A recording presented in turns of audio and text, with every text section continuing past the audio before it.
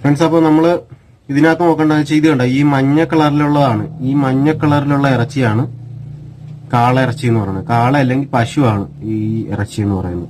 പിന്നെ അതുപോലെ തന്നെ ഈ ഇറച്ചി നമുക്ക് നോക്കുമ്പോൾ തന്നെ മനസ്സിലാവും, നല്ല റെഡിഷ് ആയിട്ടുള്ള ഇറച്ചിയാണ്.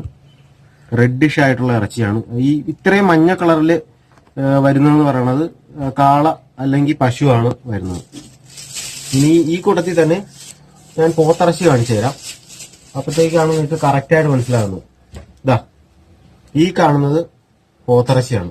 ഇത് കണ്ടോ, ഇതിന്റെ നെയ്യ് എന്ന് പറയുന്നത് വൈറ്റ് കളറാണ്. വൈറ്റ് കളറിലാണ് ഇതിന്റെ നെയ്യ്. പശുവിനെ നോക്കുമ്പോഴത്തേക്കും ഇത് രണ്ടും കൂടെ നമുക്ക് വെച്ച് നോക്കാം. ഇത് കണ്ടോ, ഇത് യെല്ലോ ഷെയ്ഡും ഇതിന് വൈറ്റ് ഷെയ്ഡുമാണുള്ളത്. ഇതാണ് അതിന്റെ നെയ്യ് എന്ന് പറയുന്നത്.